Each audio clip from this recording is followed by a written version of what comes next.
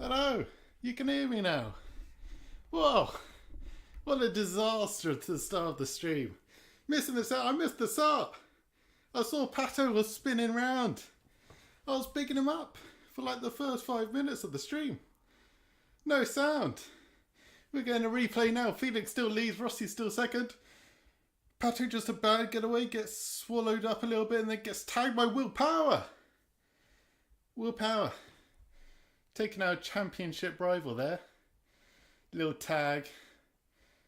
It's always this messy into turn 1 and 2. Oh. Yeah, just a bit of a poor getaway from Pato there. And he just got swallowed up by everyone. Joseph Newgarden sitting on the inside. What a recovery he's had after his I'm out of breath. I was running around the house. Whew. This is nuts. I had a whole prep before the stream. But we're back.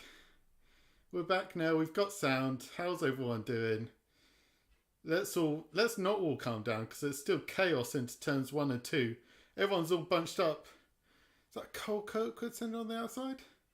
On Grosjean. Devlin's P7. Whew. Power punted Pato. Potato move. I'm trying to hold it together after being traumatized by Will Power. Felix still leads though in his resurgency of can he keep the McLaren seat over Palou. It seems like Palou's pretty set on going over to Europe. And that's Mike. 2 seconds.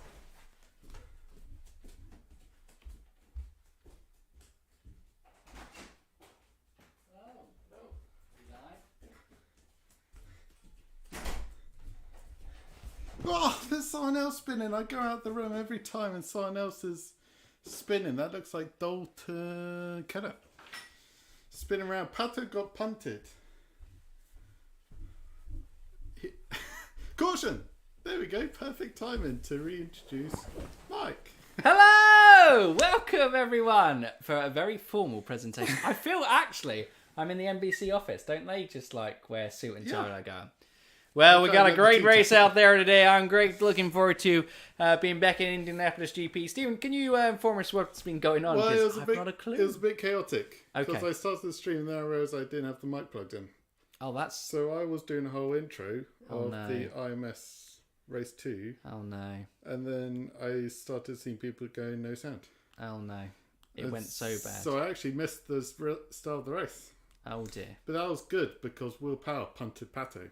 Oh, no! So then he got tangled up here. Basically, Pato looked like he got a slow getaway, got swallowed up by everyone, and then just so where's the carnage of turn 1 and 2. So where's Power?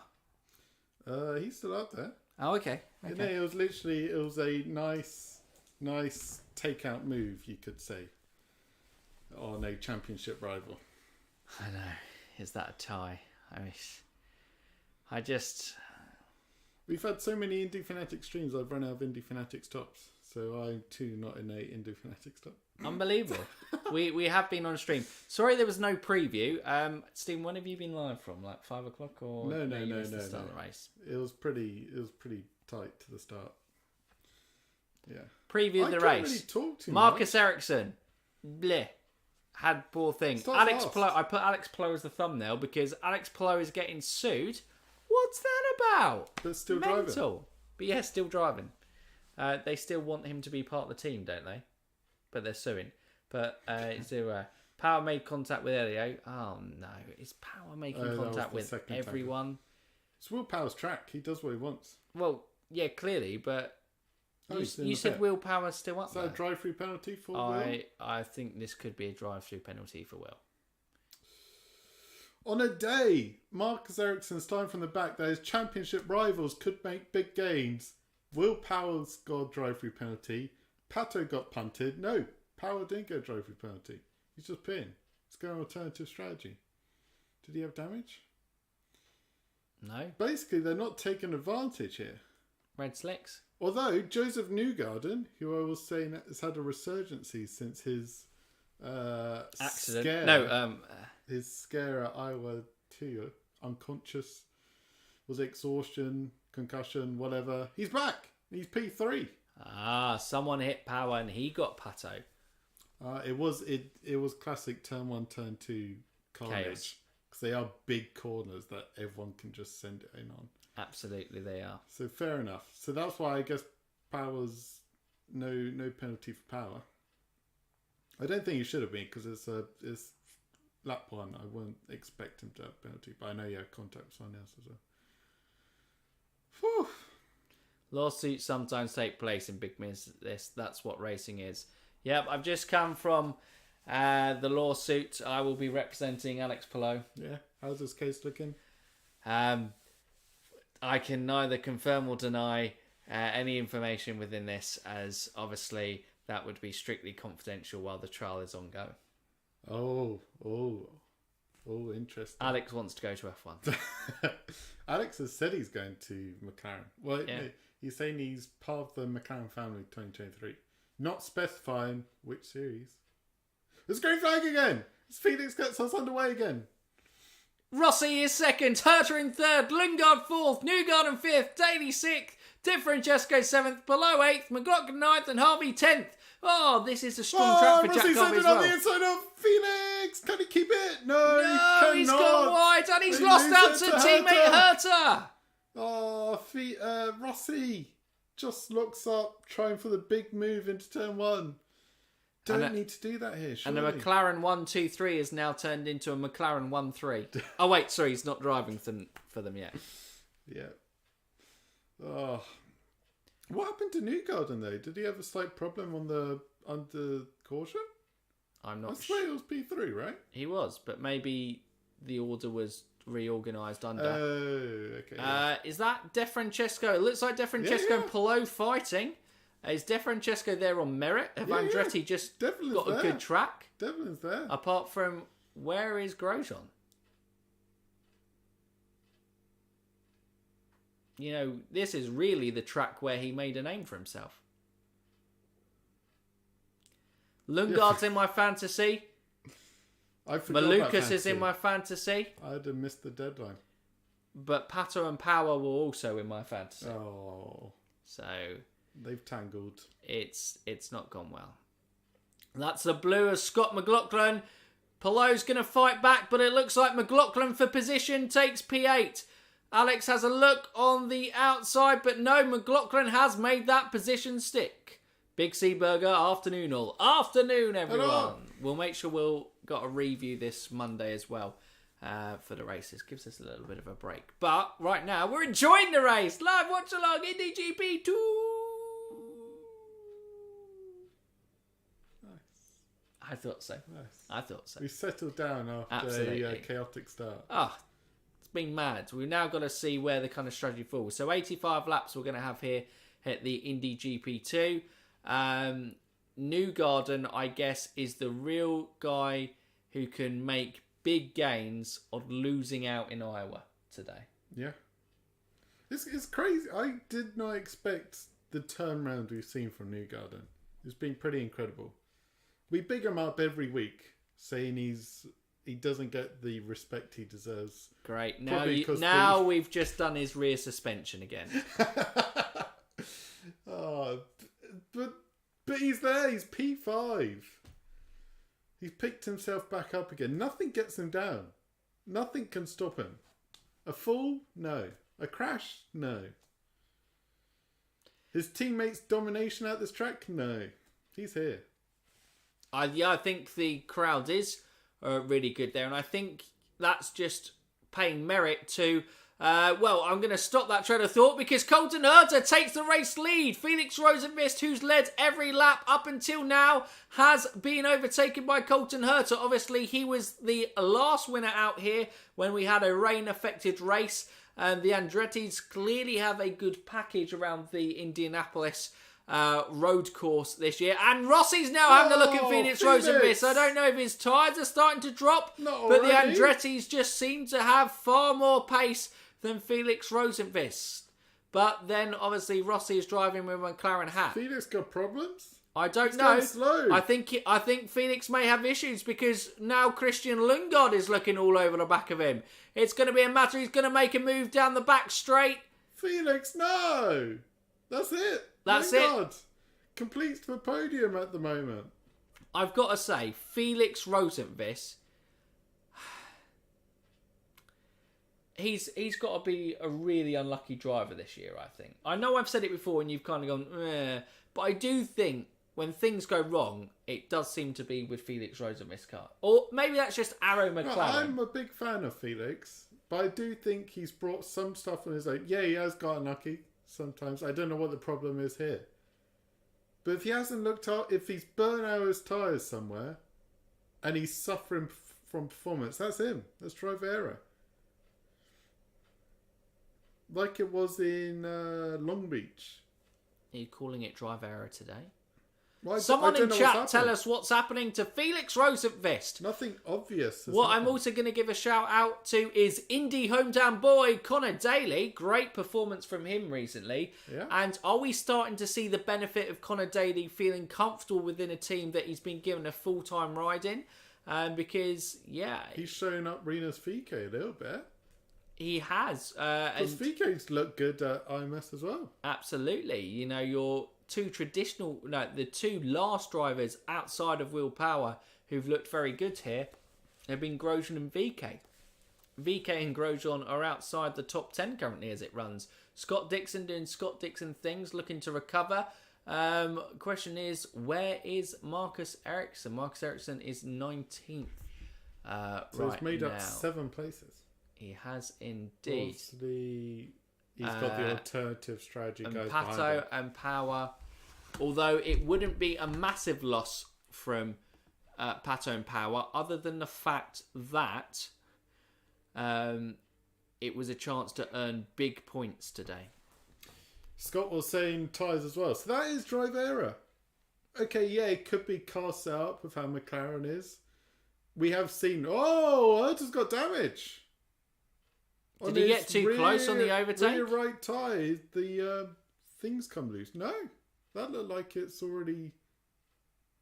Did he make contact earlier in the stint?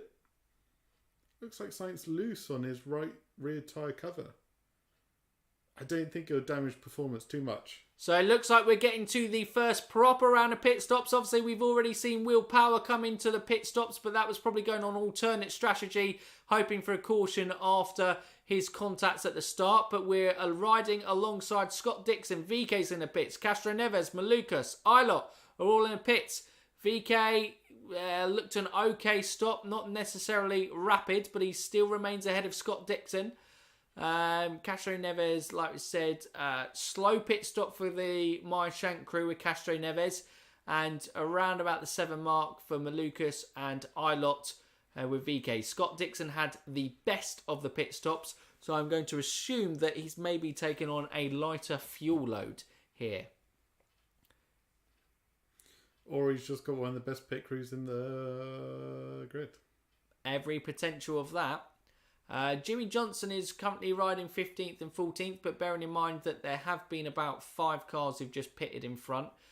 So that's the reason why they've come into the top 15 on the timing sequences. First driver in the top 10 to pit is Alex Palou. I don't know if Ganassi are seeing something different here. Maybe there's a window that's opened up, giving an opportunity to run in some clean air. We'll see how this plays out, but he's going on to red sticker reds. I don't think they're a scuffed set of red tyres. It's after Iowa, I'm not used to thinking about the 2 different tyre compounds. I'm like, wait, hang on a second. Who's on reds, who's on blacks? Big difference. I think Big C Burger seeing you there. It's probably Herta's track for 2022. Will Power obviously is the most successful driver here in Rose Course history. Obviously, we've only been racing here, I think, since 2012. Him and Simon Pagenaud shared the main line share of victories at the Rose Course. But Herta certainly has looked good this year. Leading the race now, gapped his teammate by 1.5 seconds, 1.3 seconds. and Will Powell would have been right up there, but contact at the start, and also Pato Ward looked fantastic here. It was a poor strategy call from McLaren. I won't dwell on it too much. Go from there. But we have some drivers in the pit. Newgarden, Daly, Rahal. Now we're going to see, is the undercut going to be powerful? Is the overcut going to be powerful? We're going to see what is going to be the more powerful here at IMS. I can't remember what's traditionally been there. Palo's pit is almost certainly to get rid of the blacks. Reds are the ideal tyre today, reportedly. Oh, Conor Daly stalls! Oh, that's his race weekend over! Oh, Conor.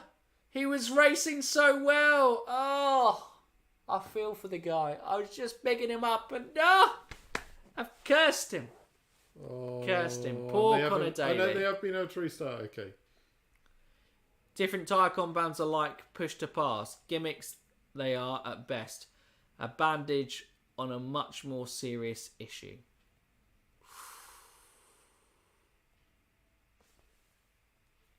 Mic drop. Indeed. Let's just get one compound back. Says Scott, and here's Felix under pressure from Scott. Here's Felix under pressure from Scott McLaughlin. Here we go. Into turn one. Felix is struggling. He's not shown much race pace out there. He is yet to pit. So I feel like McLaren maybe should have gone for an early pit stop here with Felix.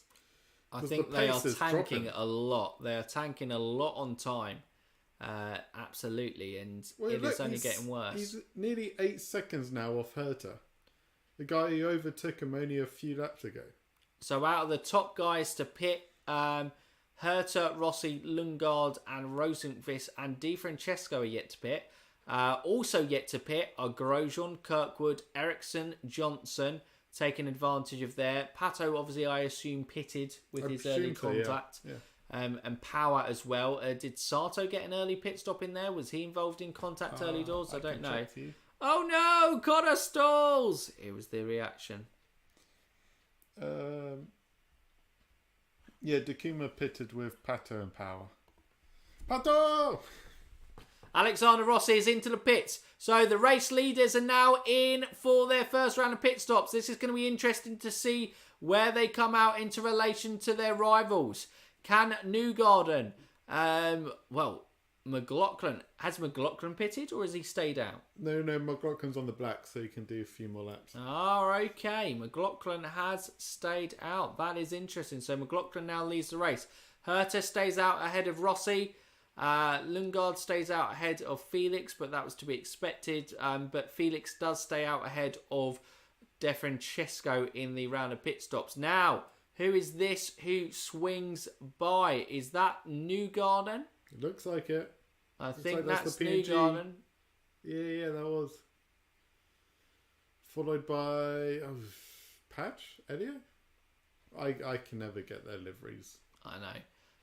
I'm going to go with Pagano if someone said there was contact with Castro Neves and Power. Oh, good, true. Not complaining, but why is it a Saturday race? It is because it is part of the NASCAR doubleheader. So NASCAR gets the Sunday race and IndyCar gets the Saturday race. It took us a bit off guard. I think from yesterday we both believed it was 8 o'clock tomorrow. On Sunday. And it turns out it was 5 o'clock today. Hence the chaotic start. But we're here. Mark putting in some not nice thoughts. It's Saturday race because NASCAR is racing, like we said. Oh, Grosjean stalls! The second staller of the day! Is rated the least important series here at its home. Sad times in Indianapolis. But NASCAR in America is the largest series, so it does make sense. And it looks like Graham Rahal is making a move on Devlin Di Francesco and trying to figure out whether that's for position. Yes, it is for position. Rahal makes the move on Di Francesco. This is the NASCAR weekend at IMS, absolutely. And it's IndyCar, realistically, I think there are plenty of great racetracks out there in the US that we don't need to come back to Indianapolis twice. but the crowd is good. It is more getting a NASCAR crowd who've gone for the weekend with more eyes on the series and increasing the ever-growing popularity of IndyCar as it only goes from strength to strength as a series. Rosenqvist has dropped all the way behind VK. Oh, pain. As it currently stands. And it was Pagenaud who is up there to confirm that Newgarden had behind him. Palou has taken Pagenaud. Newgarden still trails Lingard, Rossi and Herter. So the leaders stay the same, yeah. Absolutely, as it stands. You're now looking at the Power and Awards. They're going to be praying for the cautions. McLaughlin is, well, probably not McLaughlin, and he's probably running low on fuel. But to get some fuel-saving laps in Power and Pato, they would be very grateful. Shrug. I merely repeat the reporting of Marshall Pruitt. It is fair. It is fair, Mark. It is a fair point. Wow. Lots of stalling in the pits. It is. Yeah. It's a strange one, actually. Two stallers. A rare one. For two hopefuls here. With Grosjean, who's looked like this is one of his best tracks on the calendar. And Conor Daly, the hometown boy of IMS, both fluffing their races. They're only going to really come back into it over caution later on. Yeah. In 2008, the formerly Brickyard 400 had massive tyre issues. The race was awful and fans didn't come back. Well, it's amazing to see so many fans there at IMS outside of an Indy 500 race. Yeah, huge crowds. You can see the grandstands properly packed along the main straight. So it looks like Rossi and Herter are going to be the early favourites for a race win, but credit to Christian Lingard, who also, this was probably where Christian Lingard won his seat with Rahul Letman-Lanigan last year. That fantastic qualifying performance, qualifying in P4. It was a harsh learning experience in the race. I think he came home in P14 in the end, but the experience that he's gained this year, it is no surprise to me to see him doing so well here, and he is holding on with the front two Andretti's quite comfortably, as there is quite a significant gap between the Newgardens, Palou and Pagenaud's. I think that overcut has massively worked because they've got a big advantage in terms of distance between them, and also they also have the advantage of tyre life. Hello, Palou! Welcome to the chat, Daniel. Great to see you. Bam. Sorry. Stephen, I was I meant to be jumping in there? I was leaving you a gap. Well, there's not really much else to talk about at the moment as we see the front runners. Wait, Scott McLaughlin's on Reds? Wait, Scott McLaughlin's on Reds? Wait, is Scott one of the alternative runners? How is Scott still going? And with such significant pace. How's he going? He's got a 30-second lead on Herter. Interesting one for chat to kind of help us out with. So we're 20 laps into this 85-lap race. What is the pit window in... Oh, now they're starting to get a little bit loose. I think this is probably going to be... That was Jimmy. Sorry, I got confused. I saw the blue, immediately thought McLaughlin. But in fairness, Johnson's going well out there. He's holding on to his teammate. Like, it's not drastically. Erickson is on the black, so and he's maintaining. He's on the quicker tire, and he's maintaining gap between himself, Power, and Award. Although Award now has taken Sato, so Award and Power are close together on the track again. But this time it's the other way round. Will Bennett watch his back? No, I'm sure it wasn't. It just looked chaotic. I'm surprised. And it's just one of those things. Pato got a slow getaway, so Pato put himself in a position where he could get swallowed up into turn 1 and 2 chaos. And it is what happened. I'm surprised Haas hasn't started an Indy team. Probably pumped too much money into F1. And F1 is, the pinnacle of single-seater motorsport.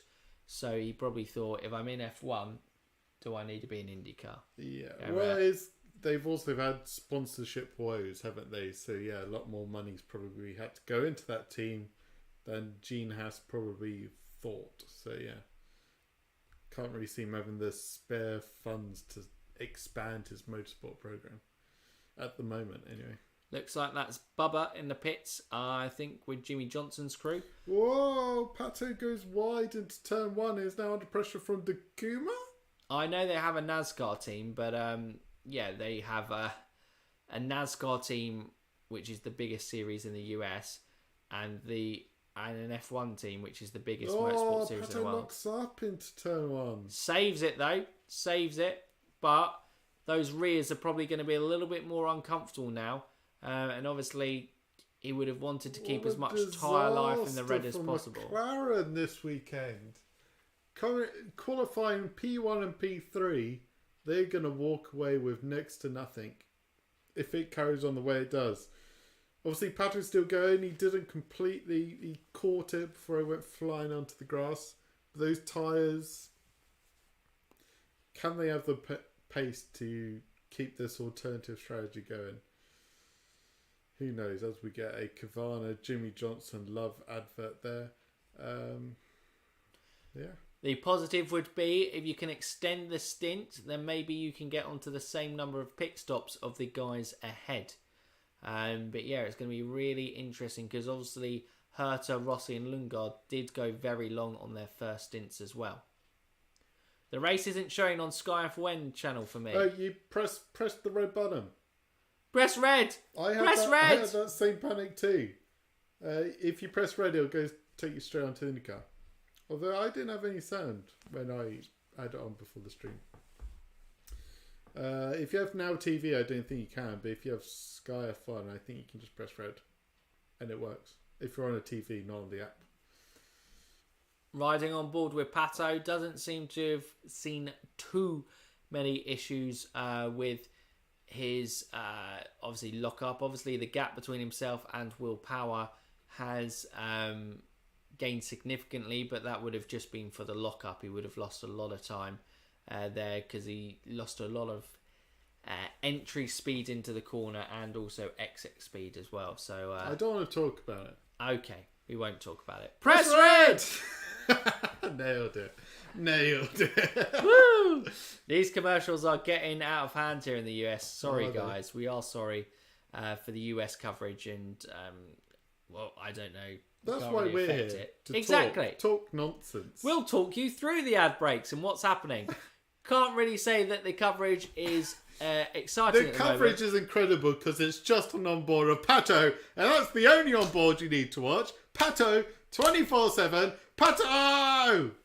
Hey Joe, great to see you in chat. Hello. If anyone who comes in late, the reason I'm in a suit is I've just come straight from work and into the live stream.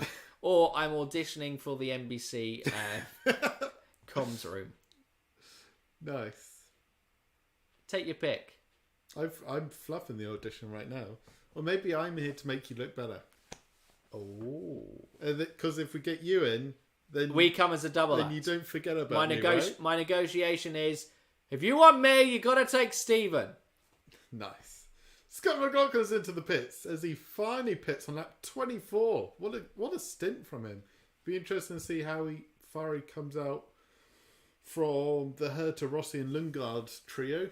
Erickson is coming as well. It's going to be, very interesting to see how well this overcut has worked. So, McLaughlin falls behind Lingard, but he's comfortably ahead of Team Penske teammate Joseph Newgarden. Nice, and he's going to have a big tyre advantage here. So he stops on lap 24. Question is, with seeing cars drop, Di Francesco. So he's at least down 15th. Erickson, I don't think, has really gained much. We're looking at a three stopper here, aren't we?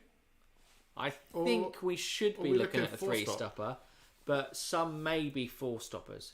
The commercials are that much worse because racing is one giant commercial. How many logos do you see in any random camera shot? For sure. Yep. I take it, well, McLaughlin technically is the sponsor of this race. He's driving the Gallagher car at the Gallagher Grand Prix of Indianapolis. But it's because of those sponsors we get to see racing. So it's a necessary evil. Price we pay. It is a necessary evil. Rookie Cole Kirkwood is chasing down Roman Grosjean as it currently stands. Johnson is in the pits. 8 second to pit. Not a great pit stop. Lost about a second and a half to where his teammates have been in the pit stops. But now we have Will Power leading at a place where he's been so strong. Added to his record total. Oh, Will Power. Some crazy stats that I can't recall off the top of my head around the IMS. But it's mental. The domination Will's had at Penske here.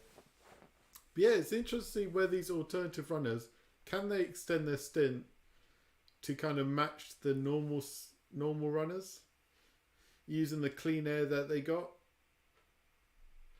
Yeah, I would imagine for fuel numbers, you'd have to rely on Power and Pato kind of working together on the strategy, cross teams. The thing is, Pato's Pato's 5 seconds, yeah. Obviously, Will Power's got a 7 second lead on Herta. I think Scott McLaughlin is one of the early ones to watch here because great first stint, and he's now only 6 seconds, 7 seconds off Herta. Much fresher tyres, much better position to execute a 3-stopper. He is indeed. Has he gone on to... I didn't see what tyre compound he did go on to. Herta looks like he's genuinely just overtaken Sato on track, so Sato will be dropping. But yeah, where I got distracted. Has McLaughlin gone on to the black tyres or the primary tyres? Looks like it. He's on the blacks.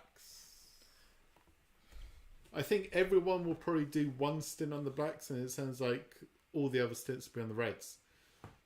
So it's interesting from Penske to take this as their kind of throwaway stint, as it were, on the black tyres, throw it. Feel like they would have maybe tried to take a bit more of advantage with the quicker red tyres. Try get track position on these guys. Yeah, because it might just level out. Sato now is dropping as Rossi and Lingard have both overtaken him. I can imagine we're going to see Sato coming into the pits shortly. Herta is slowly eating in. O'Ward is the next in his sights, but I suppose it works more in Will Power's favour. The longer O'Ward can hold up, say, a Colton Herta behind him, means the more time he gains from being out in front. But still, Power is going to require a little bit of a miracle to kind of go from there. Is it mean that I'm waiting to see if Herta does something stupid? Yes. Maybe. I can neither confirm nor deny. Otherwise, are you Herta's lawyer as well?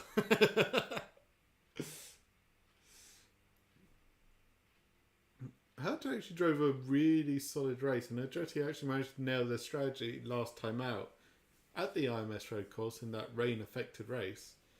They both had a very un-Andretti day, meaning they absolutely nailed it.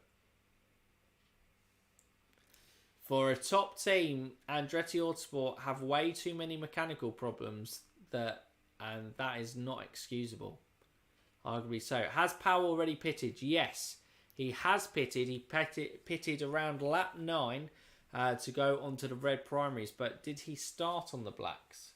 So the red alternates. I don't know. Oh, don't Stephen, this is what the information the people need. Sends it on Malukas? I believe that's Malukas. Whoa! Malukas is having a look back, but I think Erickson has got his way past. P17 though. Herta did get Pato, so the only one in Herta's way now is Power.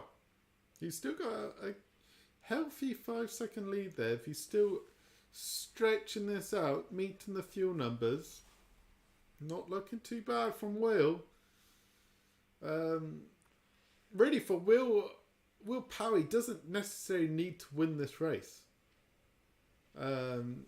with Erickson so far back, he's making big gains if he gets in this top 5.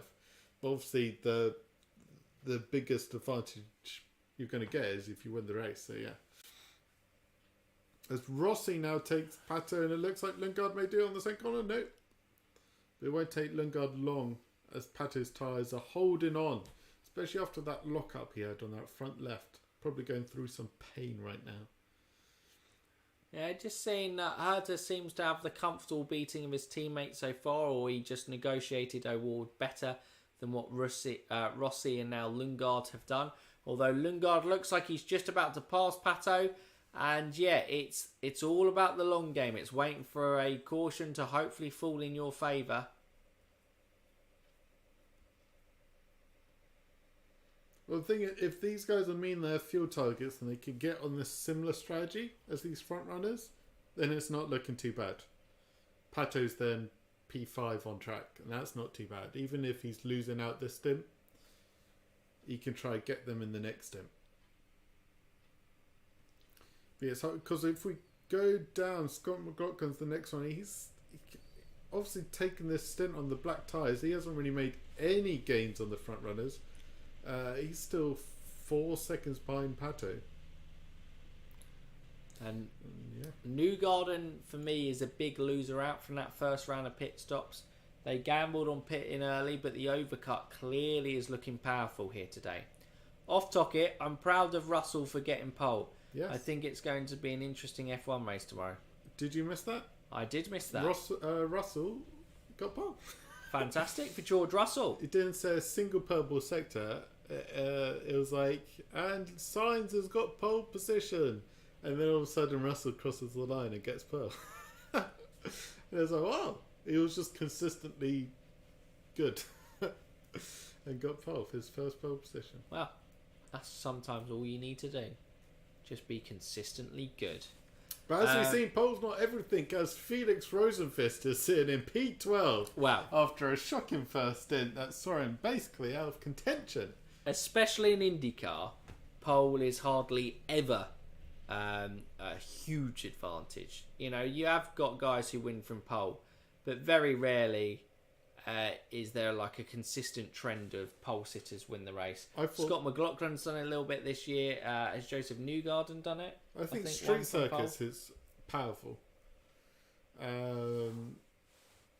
Even road courses, because we've seen Will Power do it around here. So Pato is now in the pits. Pato is in the pits.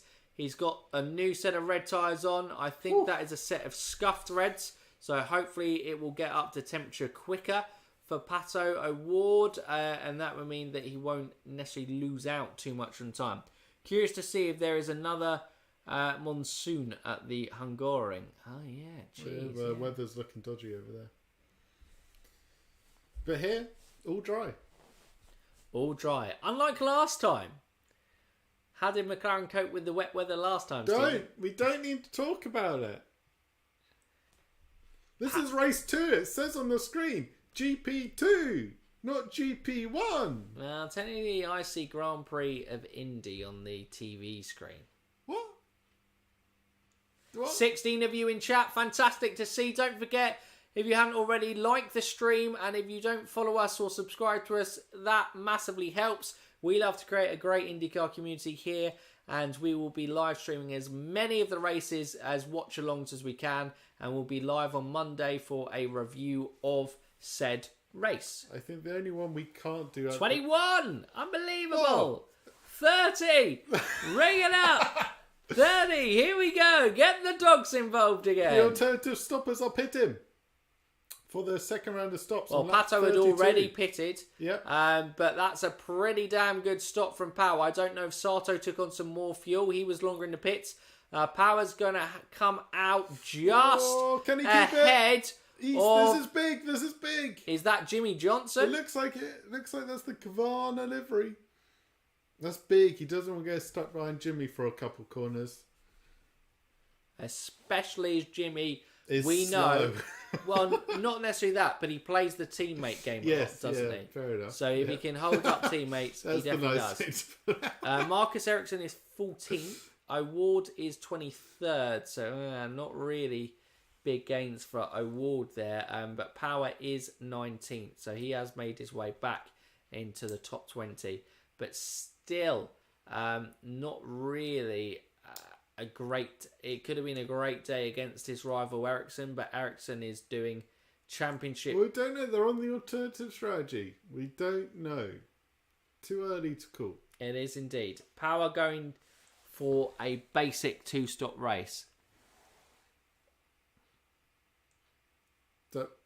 So a 3-stop race. We've already had the first caution, Big C Burger.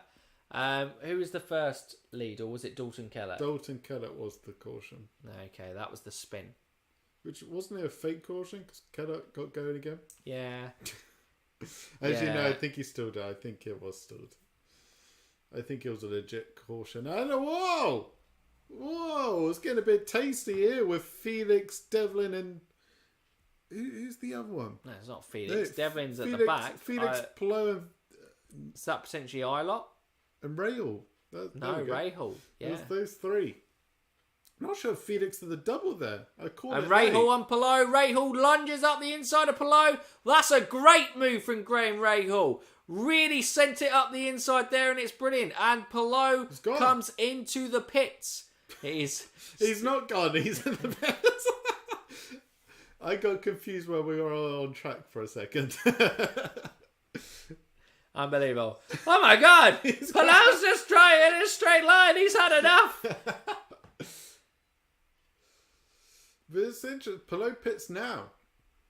Couple laps after the alternative strategy goes. So he's going to probably lose out, I presume, to Pato and Power here. We'll have to wait and see. But yeah, could be there. He's definitely losing out to Marcus Erickson. Maybe burn out his tyres because no one else has come in, or they're just going for a super early to try and get an undercut. So it is the interesting thing with so many green laps. Sometimes the yellows can reset and put everyone on the same strategy. Right now, we've got a load of chess games being played. And there's a lot of alternate strategies out there. And we're not quite sure which one is going to unfold there. Samarth Barthwell, according to you, why more and more F2 drivers like Marcus Armstrong and James Aruvula are interested to race in IndyCar? Why are they? It's a more affordable series. More competitive series.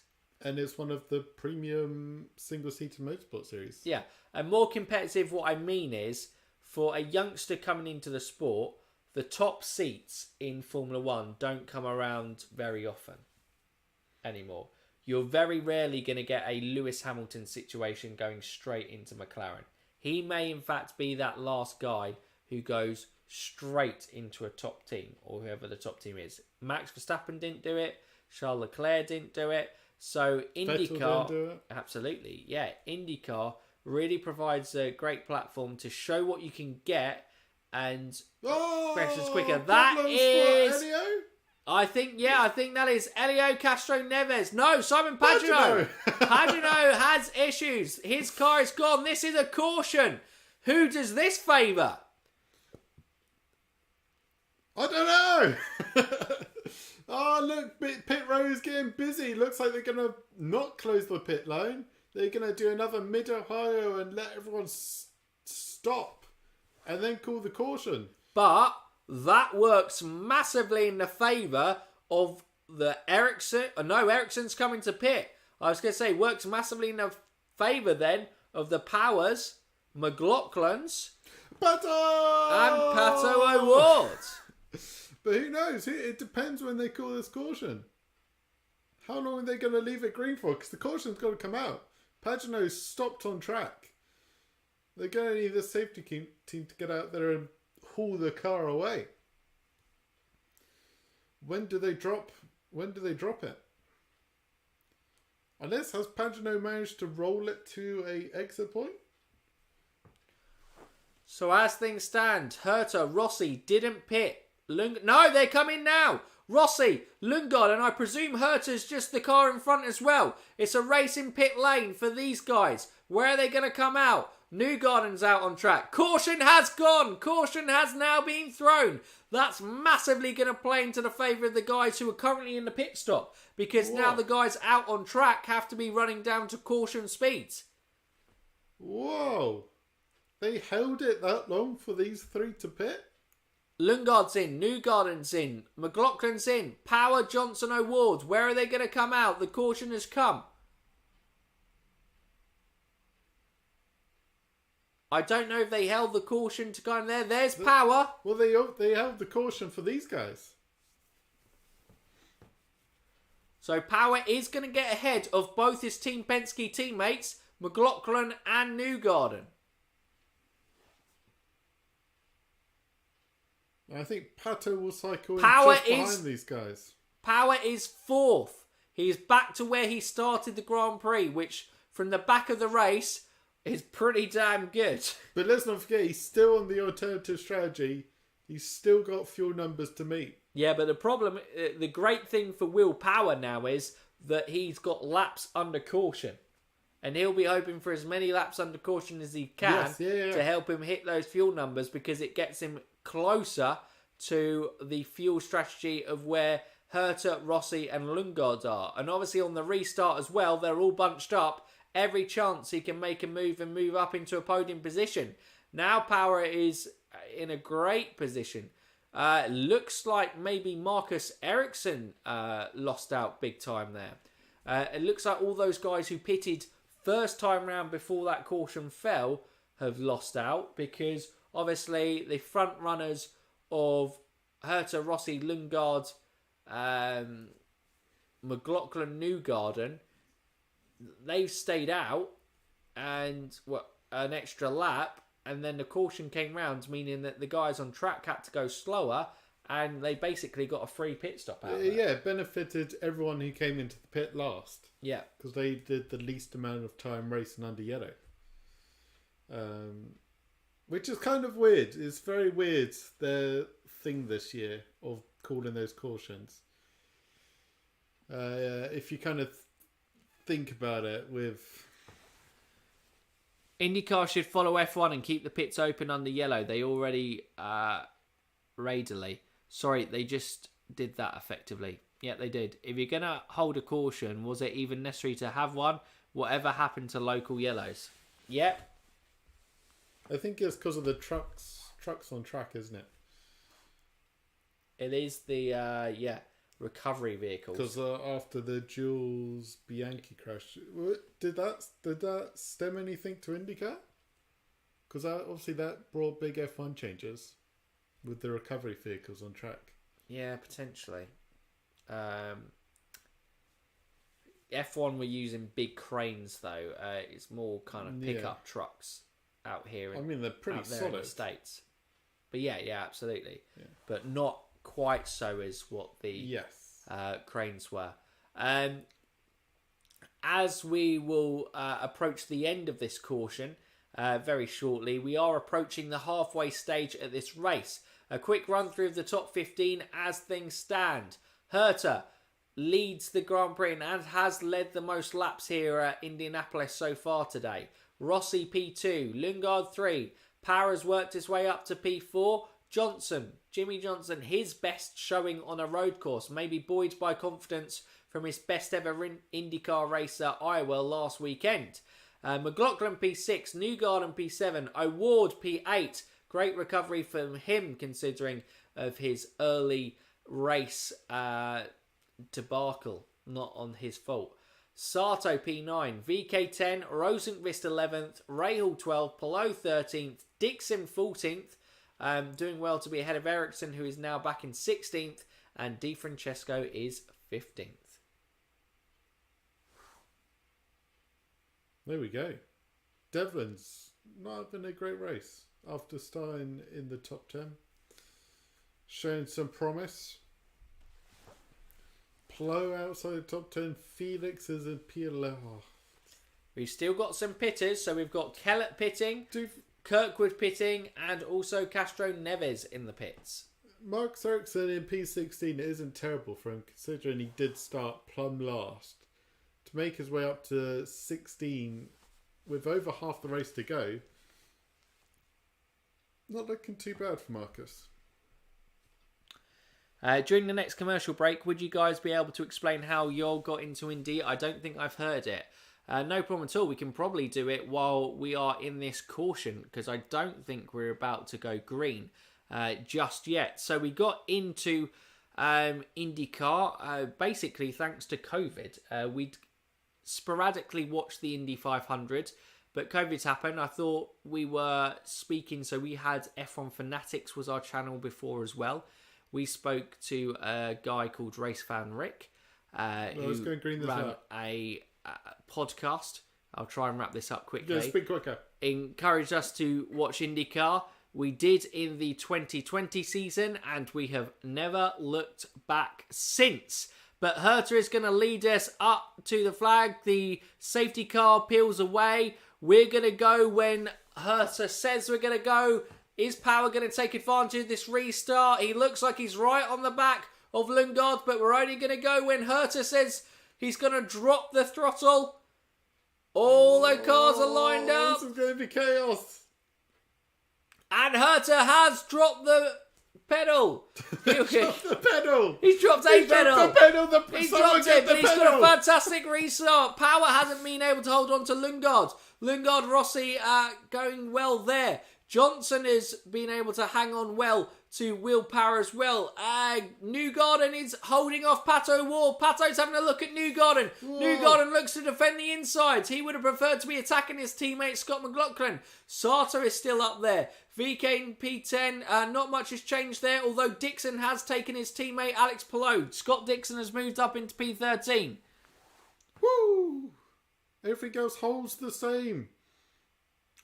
Oh, this caution is actually really bright alive, this middle stint. Close the gap up. The front three haven't got that quite lead yet. Alternative strategy guys are in there. Marcus Erickson is going wheel to wheel with Devlin Di Francesco. Is he going to make the move stick? I'm trying to look in the background. No, Devlin has managed to hold off. Now you've got the likes of Jack Harvey on the back of Marcus Erickson. And I think that's also Callum Eilert in the Juncos Hollinger racing car. Well, he's under pressure actually from a Lucas rather than pressuring Jack Harvey. And as he goes to defend the inside, I think he's managed to hold position. Yes, he has.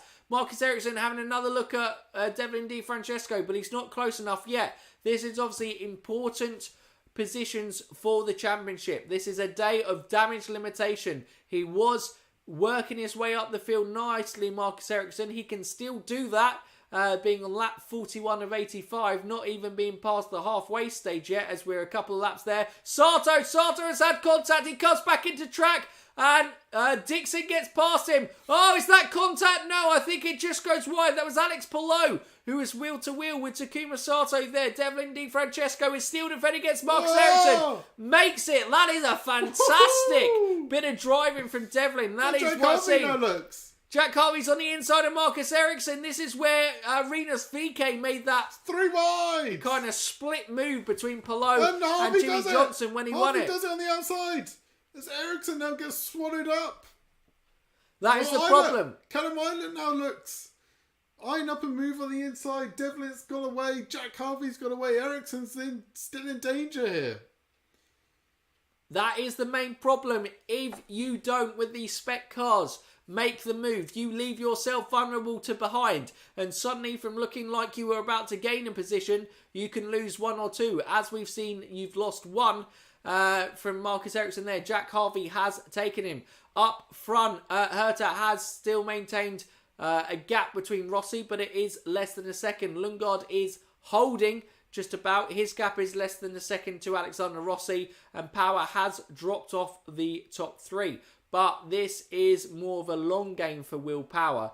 I wouldn't imagine it would be this stint that he was trying to hold on. He would have loved to have tried to maybe make a move at the start, but he's on his own strategy, bearing in mind. He's going to be trying to hit fuel numbers so that he can match these top 3, and then he can look to push probably in a later stint. It looks like Alex Palou there having a look on the inside of Marcus Ericsson, but he hasn't been able to make a move. I don't think we've had many differences in the top 10. No, VK. Is that Herta? Oh, Herta! Herta is slow. slowing. I don't think he's done something stupid, Scott, but his race is over today. Oh, no. This is Colton Herta in IndyCar. Oh my God, it's just pain after pain after pain. No idea what's happened. Maybe someone in chat can relay what's happened from there, but I believe he's probably just lost power. Something's happened to that rear right. Mark in chat, Johnson appears to be maintaining pace. Unexpected. That was some entertaining racing right there. Absolutely it was. We've got fantastic racing. We now halfway. I imagine that will be a caution though. No, he's in the pits. No, he's made it to the pits. He's made it back. Okay, so we have managed to avoid a caution, which maybe doesn't benefit Colton Herta, but I think his race was over. It potentially was looking at back-to-back wins at Indianapolis for Colton Herta. Big Seaberger earlier was saying how strong he was here. Can he keep it going? I mean, that is a caution if he blocks the pit lane, surely. Whoa. I feel like it's something to do that rear right. It took a big impact there when he went over the curb. Something's been loose there. I'm not sure if he had contact from the start. I don't know. What are they saying in commentary? It looked like he took a big impact when he went over the curb. Mario Andretti there on the pit wall looks gutted. Let's watch this again. Great to see that. I am watching. I did see it. It's a big impact. He's got a loose bit on there, and yet as he goes over, he seems to have lost power. I don't know if he's affected the transmission at all. Obviously, the gearbox is in the back of the car. Yeah, it's an interesting one. Scott McLaughlin here was having a look at Jimmy Johnson on track. Has he been able to make the move? Oh, okay. Front left and rear right of Scott McLaughlin and Jimmy Johnson touched, and Scott McLaughlin has made the move. Don't call caution. Now you just push this car down the pit. Potentially, but it's got to depend where the 26 crew can get to. There is room to get past, but it is just about where the pit speed limiter is. So cars will be coming in fast there. So if anyone needed to pit, that for me is a danger. How quickly they can move that car depends on whether they're going to drop a caution. Another caution right now, I think, only plays into the hands of Will Power, Pato O'Ward, and Scott McLaughlin. Although Pato O'Ward seems to keep saying Pato's going to benefit from the attention. Well, I was going to say Pato seems to have dropped. Scott Dixon is now overtaking Pato O'Ward. Well, I think he's basically doing what Power's done, but obviously he was further back. So he's obviously not being able to fully send it because he is trying to meet fuel numbers here. The question is today, though, can Alexander Rossi win his first IndyCar race since 2019? 2020. Whoa! Two knockouts from Devlin and Malukas, but Malukas makes the move. Unbelievable there. Seeing great overtakes on track. That is what the Indianapolis GP has been giving us recently. There has been some absolutely fantastic wheel-to-wheel racing. The benefit of having such a wide track here is the fact that drivers can go wheel-to-wheel more. You can see cars 2-3 cars abreast on the road course. And Conor sends on the inside and gets Devlin. Connor's 5. Oh, Grosjean goes wide. Grosjean is not a happy guy out there. He clearly hasn't had a great setup all weekend. So, lock up from Devlin Di Francesco there as he makes the move on Ilott. Goes wide. Malukas locks up but takes advantage as Di Francesco goes wider. Stephen. You were saying Rossi. Oh, that's Eddie spinning round Kirkwood? Yeah, that is Kirkwood. You're saying Rossi could get his first win since whenever. What about rookie Christian Lingard? This is a massive opportunity for him to get his first win in the series. Here at the IMS road course. And now Will Power runs in P3 podium position. He is in prime position to take points lead. I'll actually give an update of what the live points are. Colton appears to be a car breaker. Scott, big drama. Rossi might just break through. So can we please just push Colton off the pit track? It seems no one is doing anything. No reason Herta can't be moved. That's what I thought. Go from there. But yeah, Rossi, it is an absolutely fascinating thing. Obviously, 2020 was the first year in his IndyCar career that he hadn't won a race. 2021 was another struggling year, and from a strong position, it just didn't work. But 2022, since the announcement of joining McLaren for the 2023 season, we seem to have seen a revitalised Alexander Rossi, the Alexander Rossi that we expect to see week in, week out, competing at the top of the field. And this is surely, other than the St. Petersburg race where he spun out in 2020 in the season finale, Rossi's best chance of winning a race. And the jinx has been activated. Stephen, do you want to catch up on where we are in chat? Where we are in chat?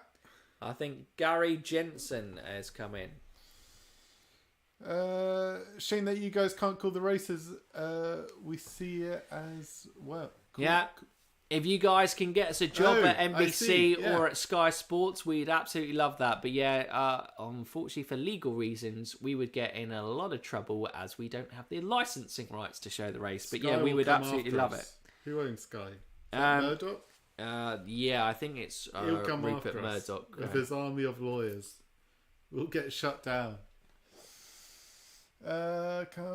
Dangerous. But they've moved Hurder's car, so no worries about pit lane or caution. It's all clear. Moved the car. As the points currently stand, Will Power takes the lead of the championship. Marcus Erickson would be 13 points behind. Joseph Newgarden 32 points behind Will Power. Dixon 38 points. Pato Ward still roughly thereabout in the championship, 46. And Alex Palou narrows the gap to 52 points, but still an outsider probably, because we only have 4 races remaining as this championship hots up. We are in Nashville next week, and then there is a break before we have the final 3 races of the season. We will be in Portland, Laguna Seca, and also the last oval of the season, there will be Gateway as well. The season in IndyCar, I believe, ends on the 11th of September this year. I don't know, because I don't have the order in front of me, but the season finale will be in Laguna Seca. I believe it's Nashville, Gateway, Portland, Laguna Seca. Okay, I've completely stuffed that. The only one we can't do is Gateway as a watch-along. Why? Because it's at 11:30 UK time. Why not? We can do it. I mean, we can watch it, but we can't do a watch-along. Yeah, we can't do that. That would be unfair to people. Because, as you guys know, we are loud, shouty men. We shout loud. Yeah. Colton Herter probably questioning what's gone wrong again. I don't know. See, he must have had contact at the start of the race. Completely missed it. A lot of focus is on that side pod. Whether that's damaged... Something's damaged the engine, I presume, to lose that power. What are your plans for the off-season? I imagine we'll be doing a lot more live streams talking about... 26 viewers! Look at us go! We're almost on the verge of 30. If you're new here, make sure you like the stream. Ding the bell!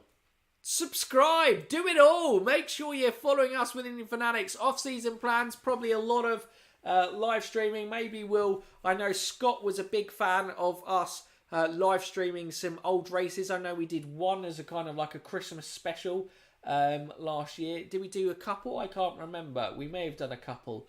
But we'd definitely be open to kind of live streaming more classic IndyCar races, as live streaming is of more...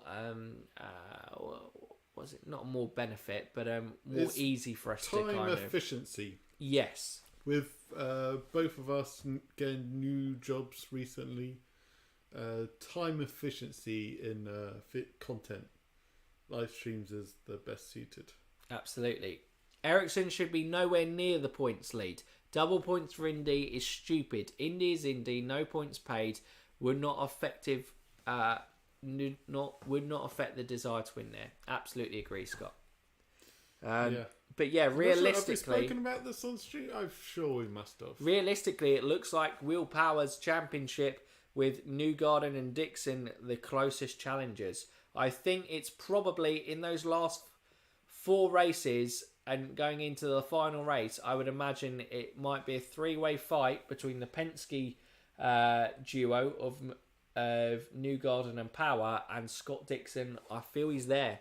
Scott Dixon, I think, is hungry for that 7th, and he sniffed an opportunity. He's running P8 currently. He is gaining on Marcus Erickson, but he's going to obviously try and narrow what gap Will Power can put between himself and Scott Dixon today.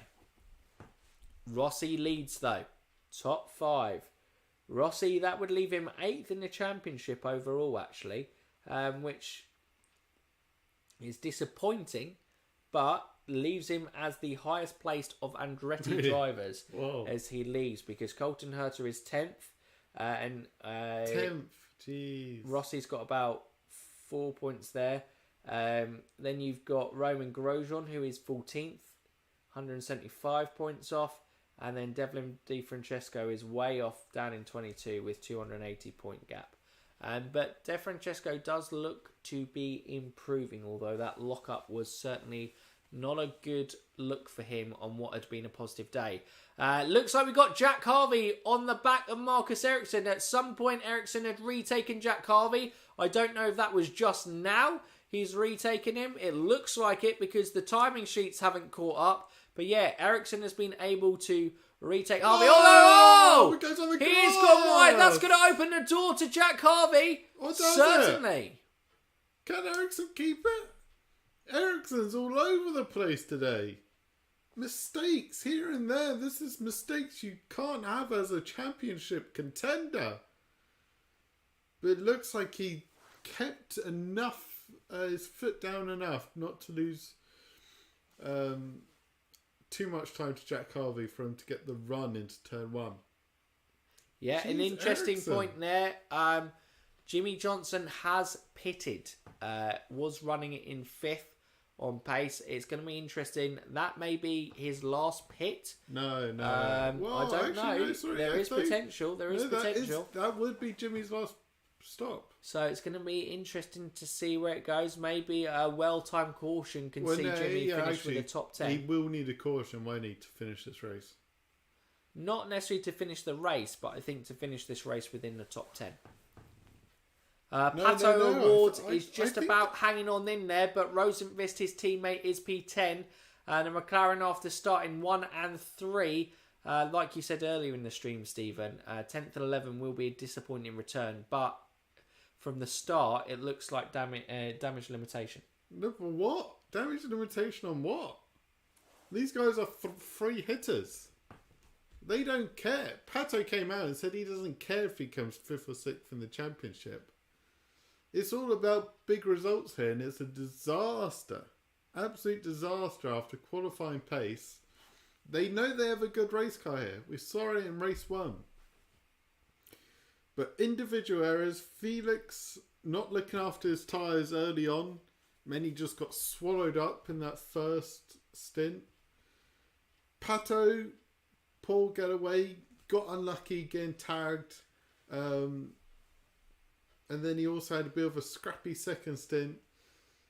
Disaster for them, both of them. Now, big question here as well. What are Penske going to do with their 3 drivers? They currently run 3, 4 and 5th. 2 of them are championship contenders in Power and Newgarden. Power is the one who has the older tyres out there and has been on the track longest since his last pit stop. I presume he's been trying to hit fuel numbers. The last screenshot we saw was of McLaughlin closing in on Power. Going to be interesting here. Another caution I think would really play into the Penske's hands.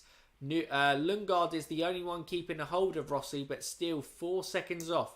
Rossi is in absolute cruise control. You have to imagine now that without any further cautions, if we just run green to end, this is Alexander Rossi's race to lose. Okay, so the first jinx failed, so Mike has activated jinx number 2 for Rossi's victory. Taras Shevchenko, the racing has been good, but race control has been garbage. Yeah, I think you can always question what race control do. It never really, in my mind, particularly makes too much sense, but I guess they know what they're doing. They're privy to far more information trackside than us.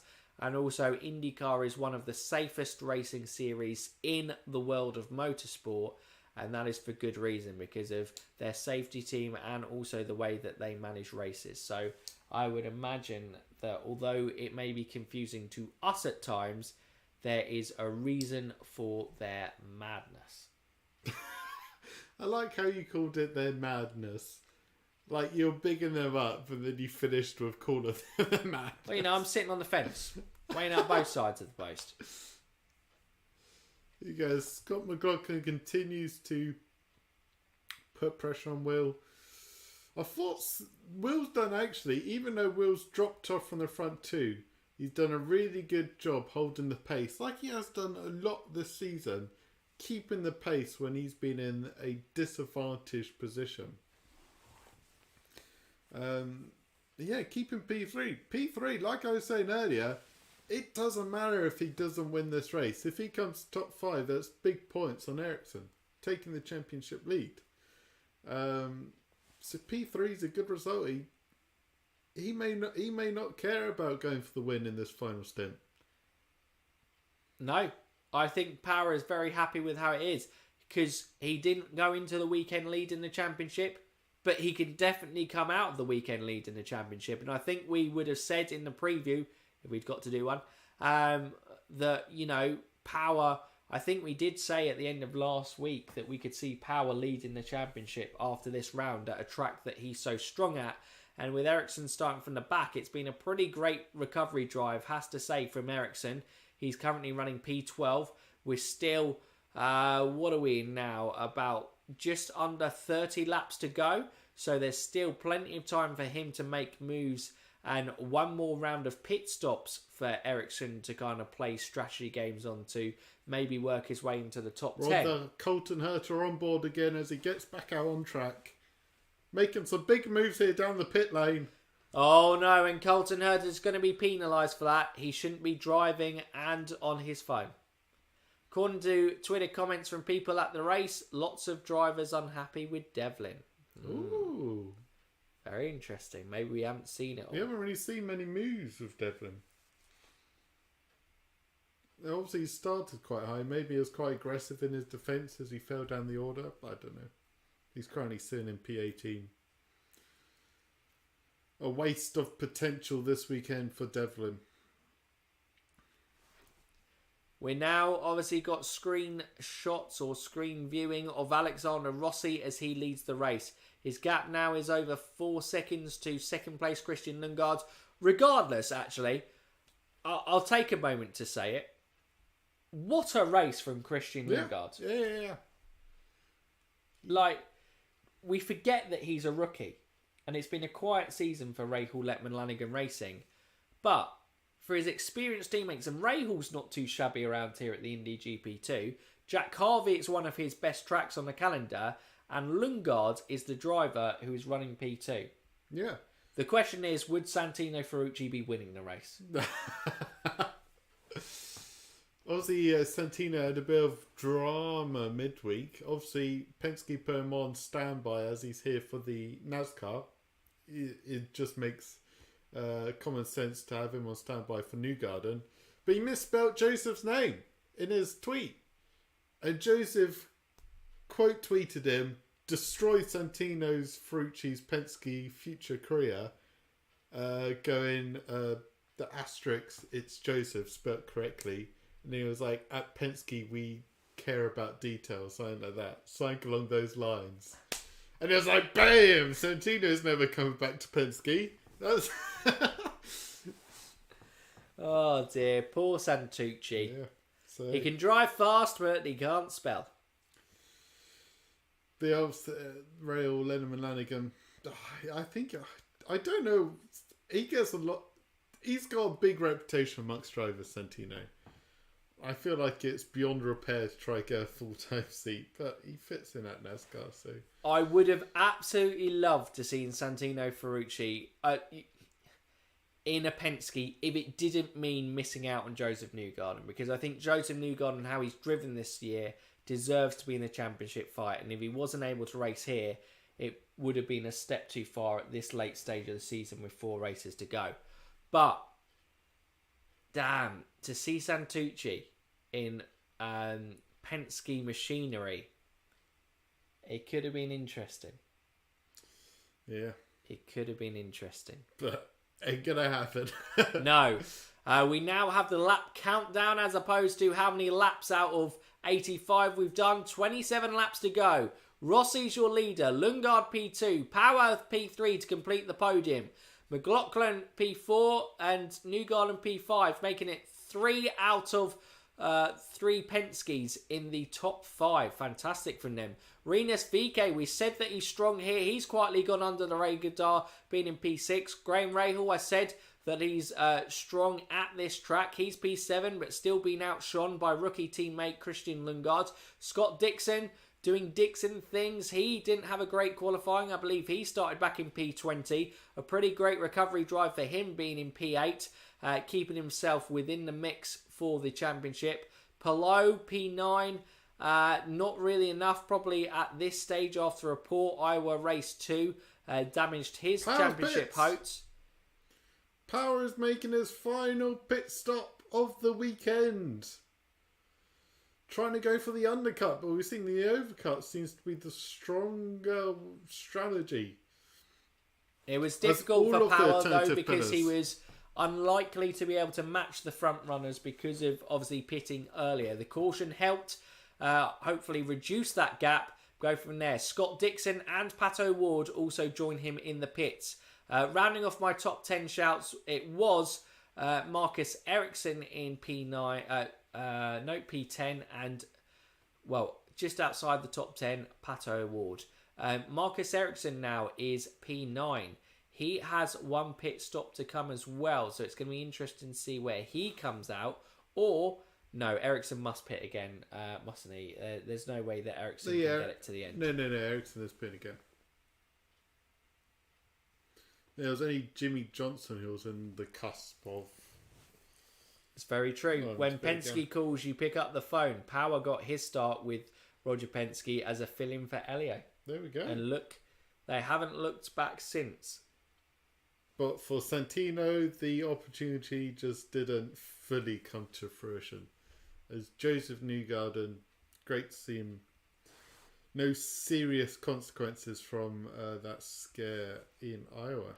And as we talk about that, Joseph Newgarden is in the pits, as well as VK, Rahal, Palou, Harvey, Malukas, and Daly. How long is Rossi, Lingard, McLaughlin going to hang out? Remembering McLaughlin after that massive first stint, I imagine his fuel numbers are probably the best out of the top runners. Who, sorry? McLaughlin. Yes, yeah, because he had that mega first stint.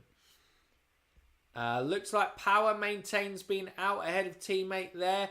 Is that Dalton Keller on track? Obviously, unfortunately for Keller, irrelevant. Oh no, that was genuinely... He's got a pit, but he was genuinely running in P8 at the time that Newgarden did. So, Rossi, race leader, is in the pits. All he needs is a clean pit stop. Don't stall. And then it looks like the race for Alexander Rossi. Oh my God, it took a while to get away. I thought I just... And look at that, Scott McLaughlin nearly got him. Look at the gap now. Rossi had a terrible pit, 9.2 seconds. McLaughlin... Oh, wait, okay, sorry. Oh, McLaughlin hasn't got in. Sometimes it's confusing where their pit box is. Lingard would have gained a second on Rossi, though. So he would have gained one of those seconds back that he lost. Should bring the gap to about 3 seconds between himself and Alexander Rossi. Where's McLaughlin going to come out in regards to his teammates? Power's gone through. Power's managed to maintain. Question is Newgarden being able to jump? Obviously, he's going to be on tyres that are hotter, but no, I think the gap's going to be far too much. McLaughlin should be able to get his tyres up to temperature before, obviously, I would assume that's a scrubbed set of reds or the alternate tyres as well. But let's double check who's on what tyres in this final stint. All on reds. All on reds, it looks like. Obviously, we're just going to camera shot of Jack Harvey not on reds, but all the front runners are all on reds. So everyone's managed to get rid of their black primary sets.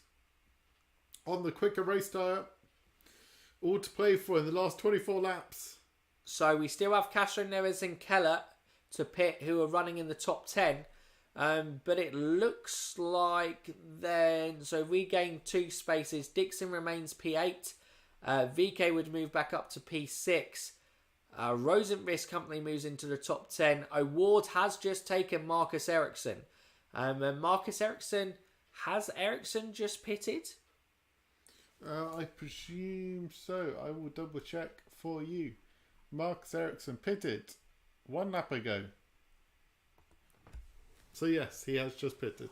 Long pit for Awards. It must have been a long pit, but he has been able to maintain, and he's got a pretty similar tyre life to Ericsson. So maintaining ahead of Ericsson is still good for Awards. So Power leads the championship with an 11-point gap to Ericsson. Lingard on 32 points. Dixon 38. Pato Ward 46 as it stands. And Alex Palou just about clinging on in there, but 53 points is going to be pretty hard points to turn around in the last 4 races, I would imagine. Yep, it looks like Will Power's undercut hasn't... He gained some time, he gained a few seconds, but hasn't done enough to bring him into the fight for the win here in this last stint. It's going to be a straight shootout between Alexander Rossi and Lingard.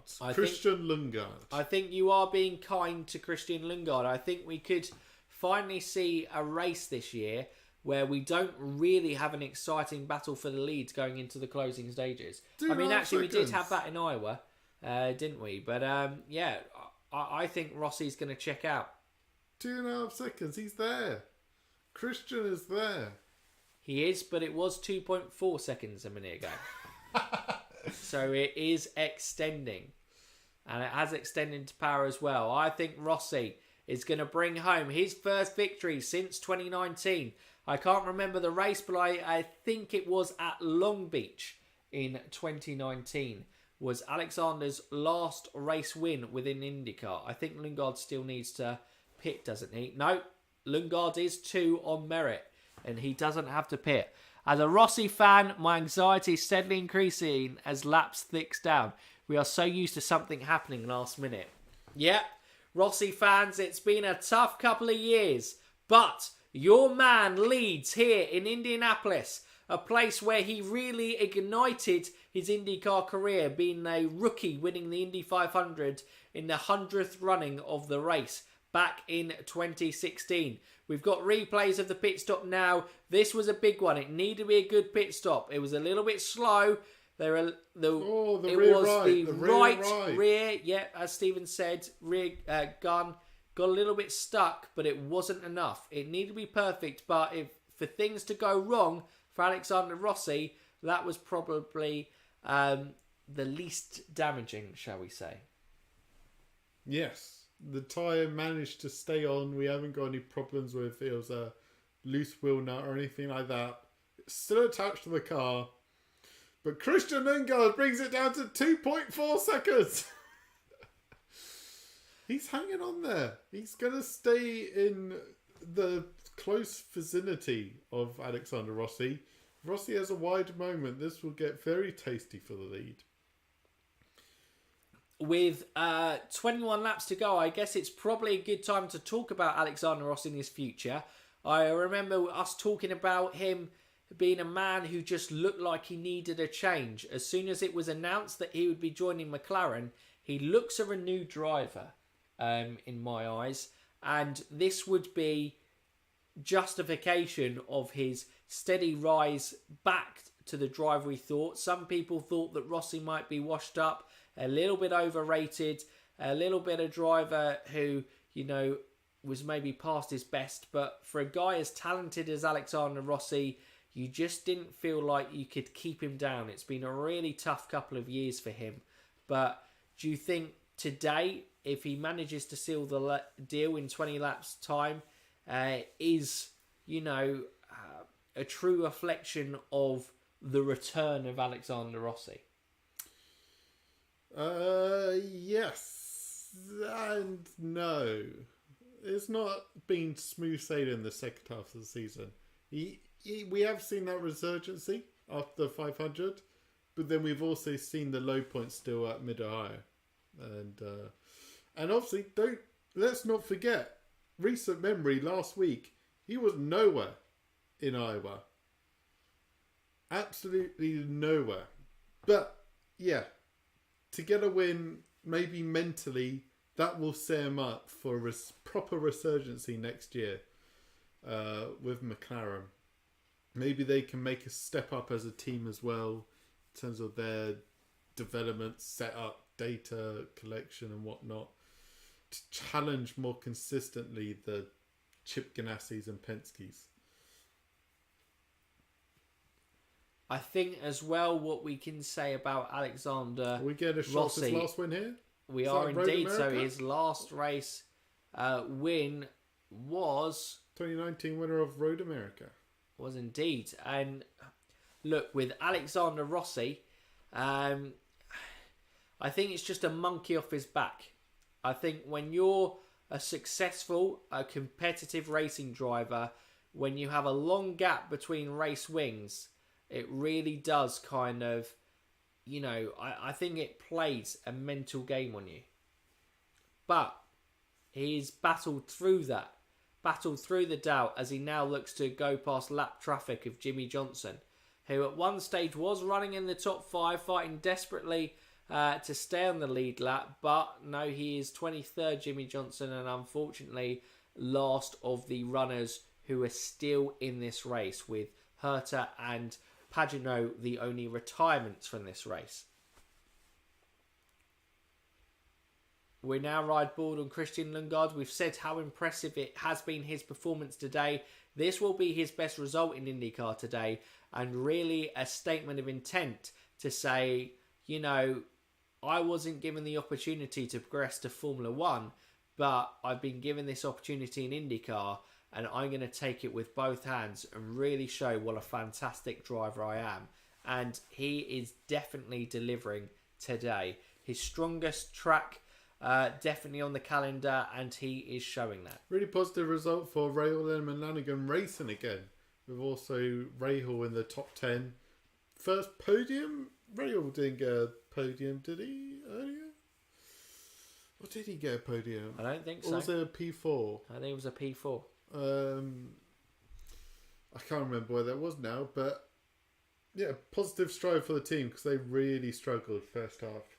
So yeah, massive result for Lingard, but a great result for the team as well. And then Will Power, probably the biggest winner here, taking the championship lead at that top 3. Absolutely. As things stand, only a 9-point advantage over championship rival Marcus Erickson. But I think Will Power has consistently been eating into that Erickson lead. And the fact that he's overtaken him with 4 races to go, I think Erickson's going to find it very difficult. Like we said, he's going to have to pull a race win from somewhere to keep himself in contention. Really bad day at the office in terms of qualifying, starting from the back, but he has recovered into P11 as things currently stand. Is it enough? Only time will tell on that one. But 17 laps to go here. Scott McLaughlin, Newgarden. It's been a fantastic day for Team Penske at what is a Team Penske stronghold. The only surprise is that it's not a Penske leading the race and that it's an Andretti. Scott making a good point that Rossi probably felt the double whammy of the aero screen, which I think self-confessed he's had struggles with adapting to, especially in the first season. And also Brian Herta is a fantastic race strategist, now a race strategist for his son, Colton Herta. Yeah, obviously Alexander Rossi worked well with Brian up until that stage. But replacing Brian and building a relationship with a new race strategist is always a difficult one.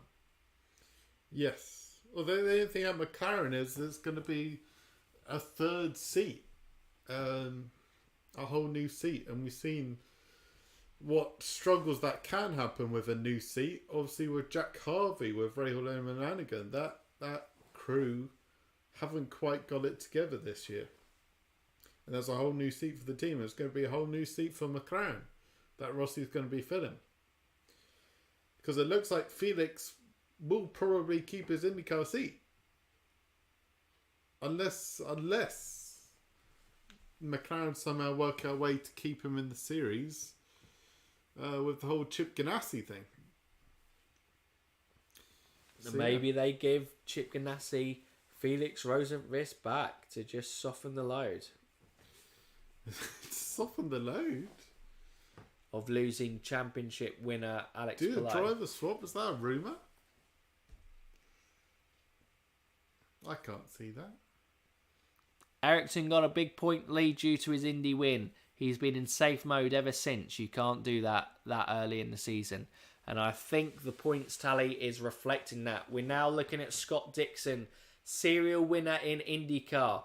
He got his first win of the season out in... where did he get his first win? It was on the streets of Toronto that Scott Dixon managed to maintain his record of winning for 18 consecutive seasons. I now believe his record is, which is a pretty insane tally from Scott Dixon. But he keeps himself within the championship fight. 38 points, keeps it under 40 with 4 races to go. All it takes is one of his championship contenders to have a bad day at the office. And then he's like, if Erickson and Power finish outside the points, like 20th, 21st after contact, and his closest rival is Lingard, and then he is massively in his Devlin's championship. off. Devlin took a shortcut through the grass, but it really hasn't helped him. I presume he's just locked up and had to go straight on over the grass there. For Devlin, we only caught the end of it. Let's now catch him full view as he lines up a move on Jack Harvey on the inside. Locks up and goes straight on. Carries far too much speed, and Jack Harvey probably looked at him as he went past and was like, okay then. Yeah. I will keep the position.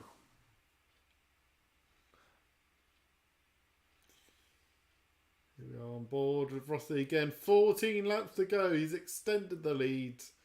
Like Mike was saying, Christian Lingard was never really in this battle for the lead. But he's there. He's there. Still the best of the rest. Second best driver. Oh, well, I was going to say second best driver of the day. That's unfair on Colton Herta, who had a car issue. Never know what would have happened to his race. But yeah, second best driver out there at the moment. He's still on track. Absolutely. We're watching on track live action.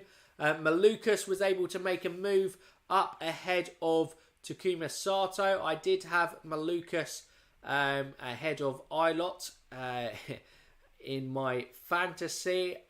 Looks like I should have gone for Callum Ilott, but that's not massive points there. Award though, Malukas Award, and then I have Power and Lingard, so that's a pretty great return. Should have gone with Power and Rossi though.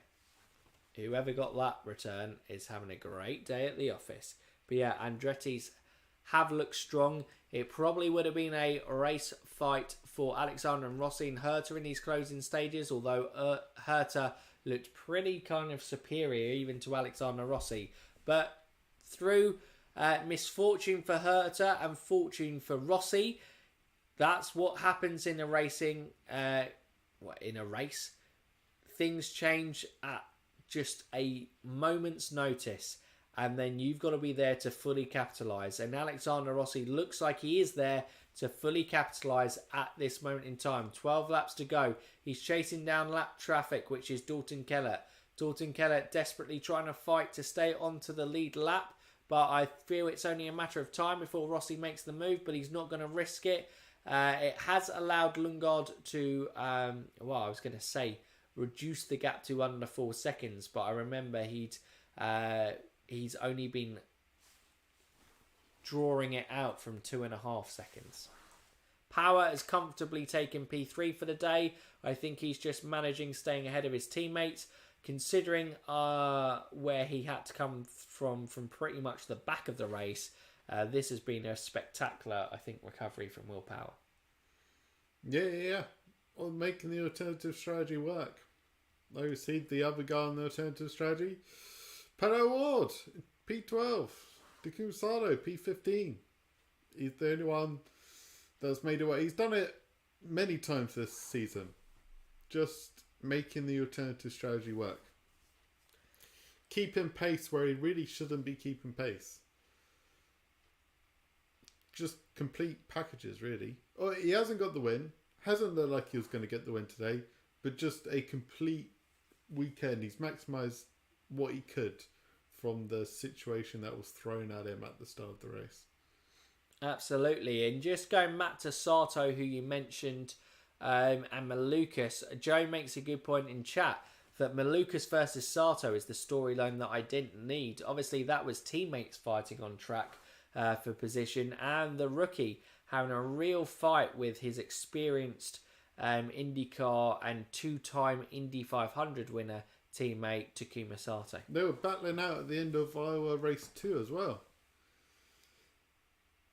Because I presume Maluka's got the points advantage of Takuma, hasn't he? I will check for you, but that would sound right. Because he's been fairly consistent at finishing Malukas. races. Yeah, Malukas has a 20 point or 21 point to be exact advantage over Takuma Sato, and that is only going to extend today. Yeah.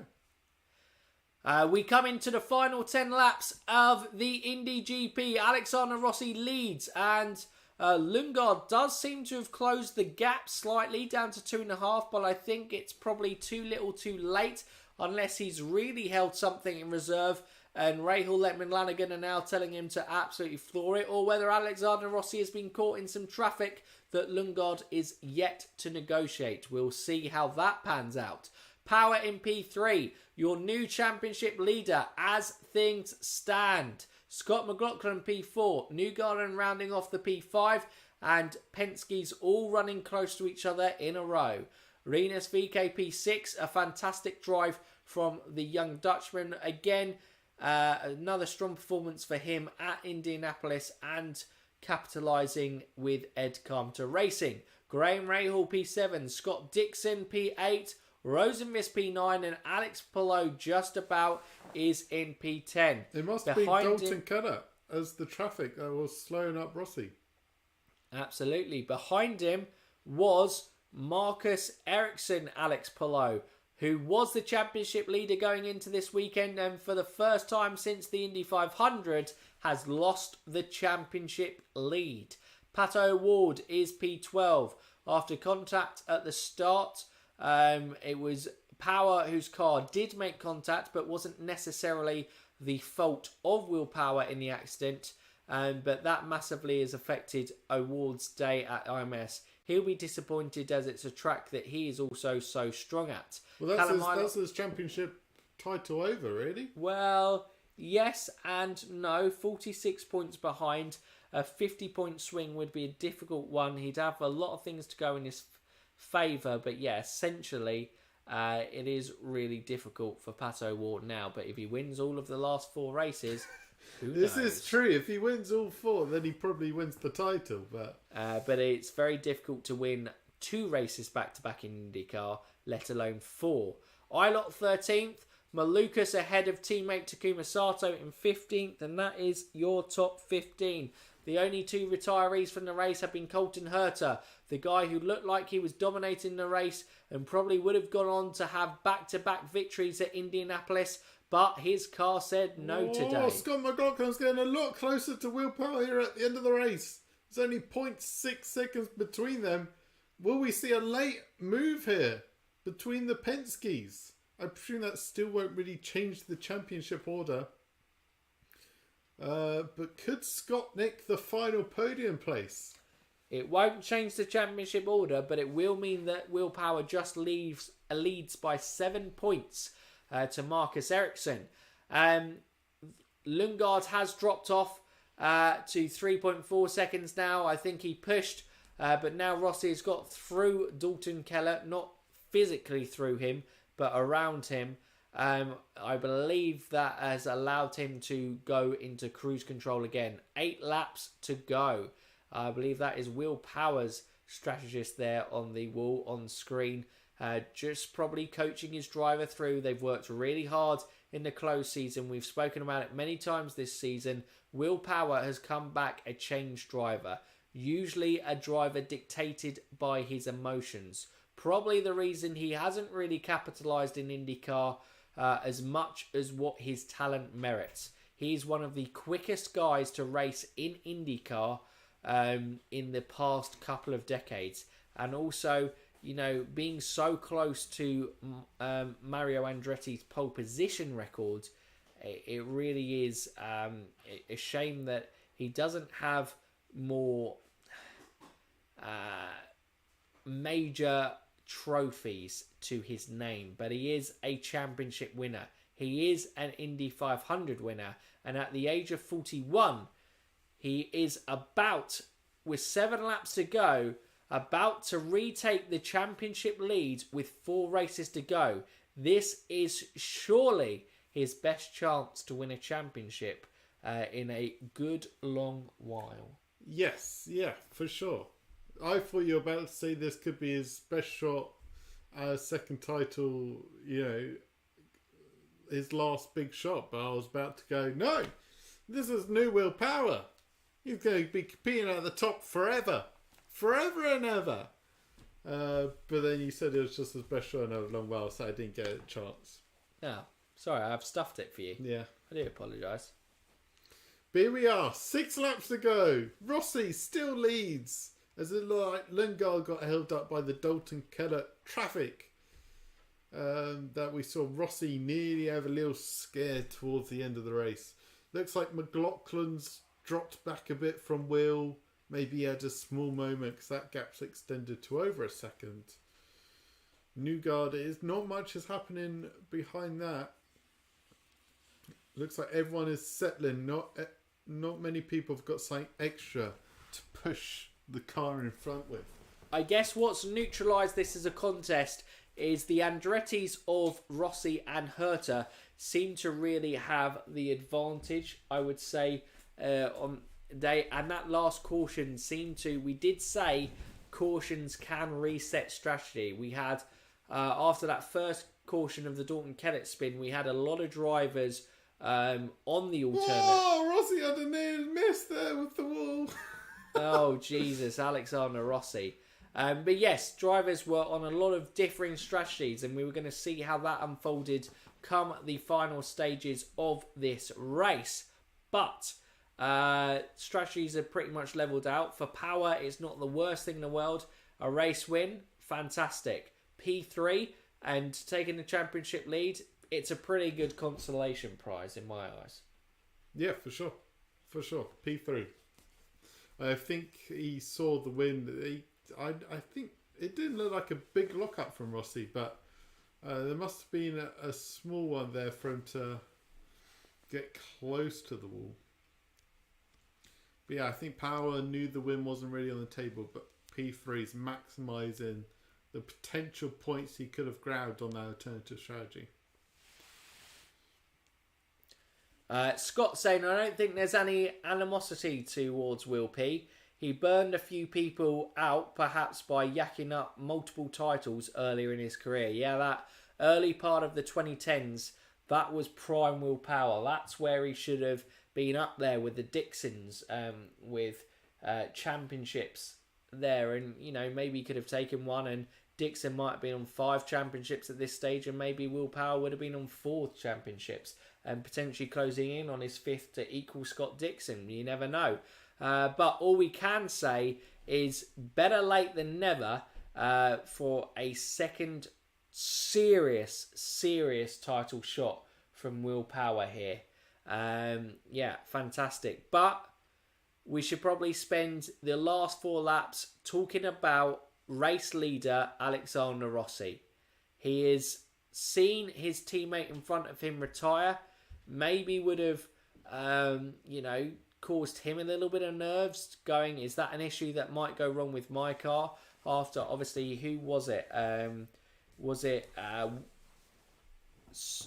Scott McLaughlin or Will Power last weekend?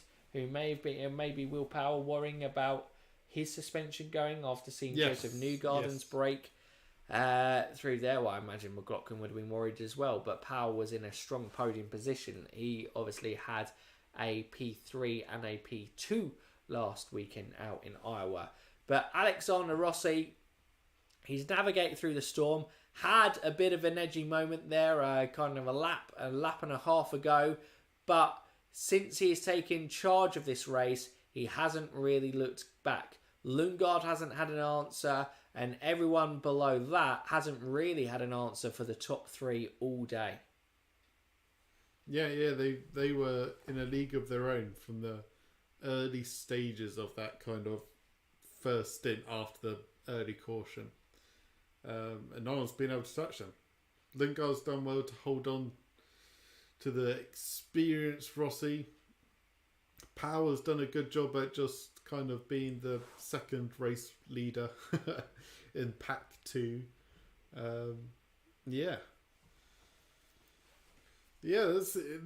this last stint has been pretty much cruise control for a lot of these guys. Although we did see Will Power catching the traffic of Jimmy Johnson there, it's going to be interesting. Obviously, Jimmy will be wanting to maybe be told on the radio that, you know, any points that he can take off Will Power would be great. Scott McLaughlin is lurking in the background. There was a big moment in turn 1, and I think he then lost out to Devlin. No, Conor Daly. No, he lost out to Conor Daly there, and then I think Devlin then comes through and takes Elio.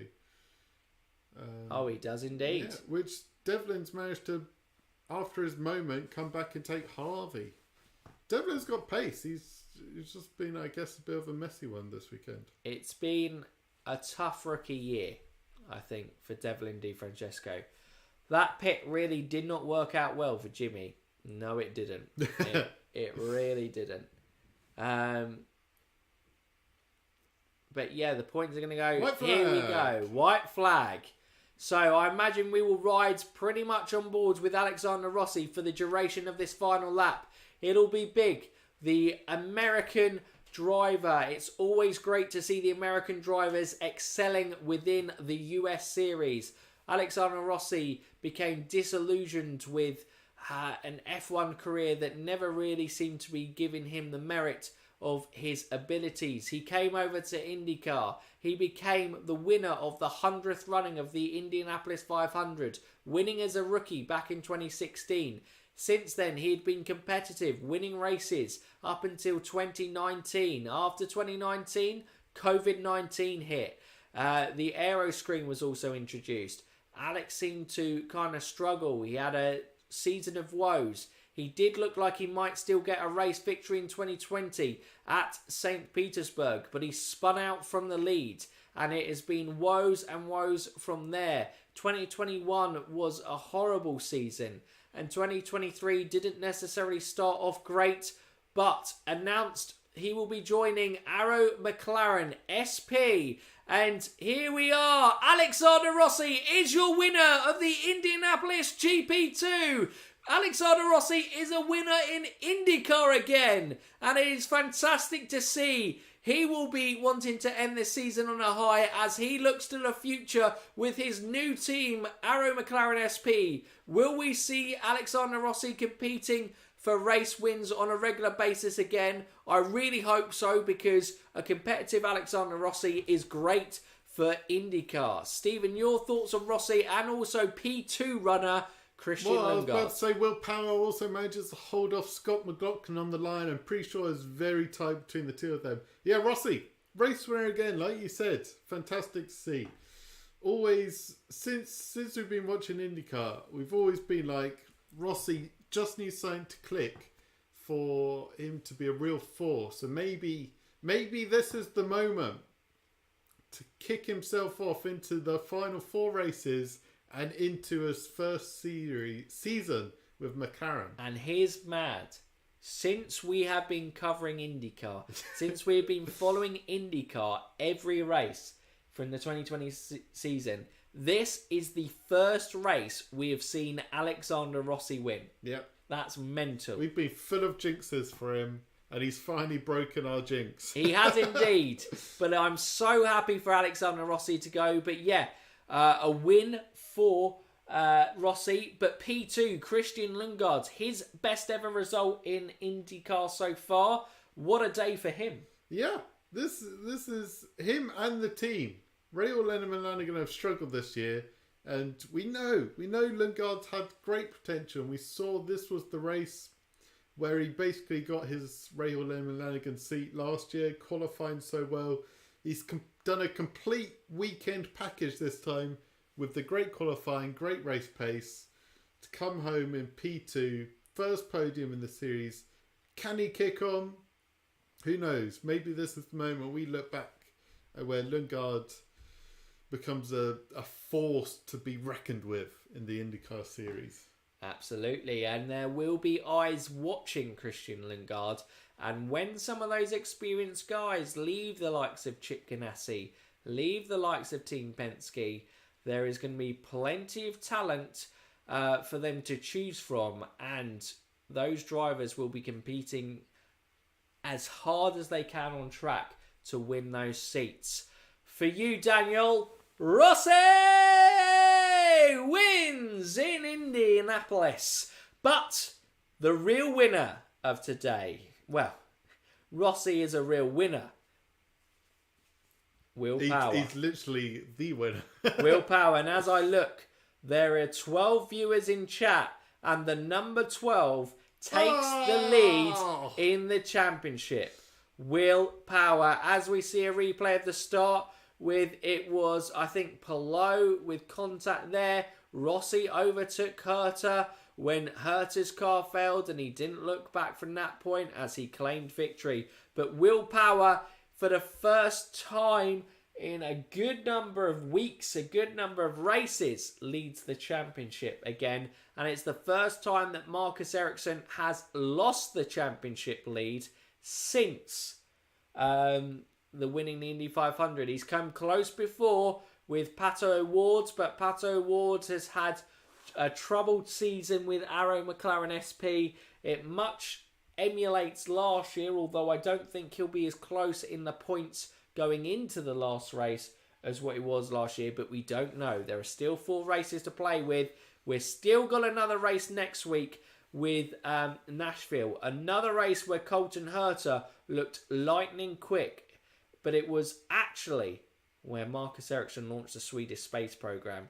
If Marcus Ericsson is going to win one of the last 4 races, I feel Nashville might be that opportunity for him to do it. Street races has been more of a strength for Ericsson through his IndyCar career, Stephen. Yes, well, I'm sure we'll come more onto that in the preview, but I guess with those thoughts.